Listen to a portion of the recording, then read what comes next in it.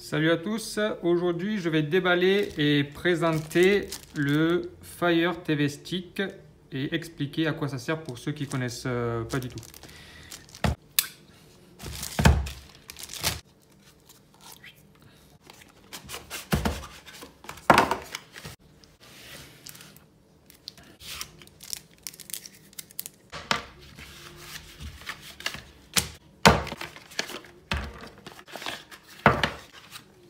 Alors, on y trouve une rallonge HDMI, le secteur, le Fire Stick, donc en HDMI, une télécommande, toute simple, plastique, deux piles, la notice et un câble USB certainement pour alimenter l'HDMI. On branche l'HDMI. Moi, je me sers de la rallonge parce que sinon, ça gêne avec le petit câble. Hop, voilà. Et on va voir ce qui se passe à la télé. Alors, juste après avoir fini de brancher la Fire Stick, on démarre le boîtier. Et le premier écran de démarrage, c'est la langue. Ensuite, on a le Wi-Fi. Ensuite, il y a encore une mise à jour et une installation qui est quand même assez longue. Je crois que ça m'a pris environ 15 minutes.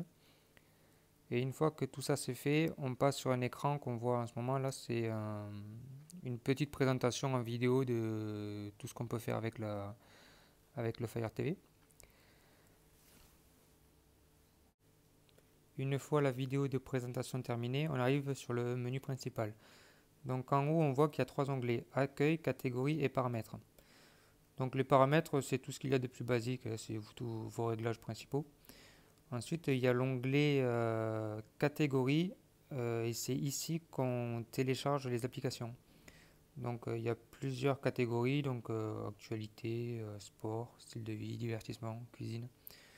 Donc ça, c'est un boîtier qu'on utilise principalement pour regarder de la vidéo. Donc du coup, on va aller faire un petit tour dans divertissement. Et là, on retrouve les applications classiques Molotov, Netflix, Amazon Prime et toutes ces vidéos toutes ces applications de streaming. Pour les installer, c'est super facile. On clique dessus, on fait installer et ensuite elles viennent directement sur le menu principal. Alors, on revient sur l'écran d'accueil et la première ligne qui apparaît en gros, c'est les applications que vous avez installées sur la Fire TV. Donc Amazon, Netflix, Molotov et tout ça. Et ensuite, toutes les lignes en dessous, c'est juste des suggestions en fait d'applications ou de séries ou de films que vous voulez regarder. Et c'est tout. En fait, on croit qu'il y a beaucoup de contenu, mais pas tant que ça. C'est vraiment que des suggestions. Bon, pour essayer de jouer après sur le Fire TV, c'est vraiment limité. Ça saccade, c'est vraiment pas terrible. Et de toute façon, ça reste des mini-jeux comme on peut trouver sur les téléphones. Alors un petit mot sur la télécommande, je l'ai comparé avec deux autres télécommandes, celle de l'Apple TV et celle de la Nvidia Shield. Et là aussi c'est pas terrible, au niveau de la navigation. Par exemple, si vous voulez avancer dans une vidéo, dans un film, il va falloir appuyer plusieurs fois sur la touche avancer. Et il va y avoir des crans de 10, 20, 30 secondes. Du coup, c'est pas du tout précis. Et il y a une expérience qui est vraiment pas aussi bien que sur l'Apple TV par exemple. Après niveau esthétique, bon, il n'y a rien de plus simple, c'est plastique. On sent que c'est un produit pas trop cher. Après bon, ça fait l'affaire. Pour naviguer dans les menus, ça reste quand même assez fluide. Il y a un petit temps de chargement à chaque fois, mais ça reste très correct.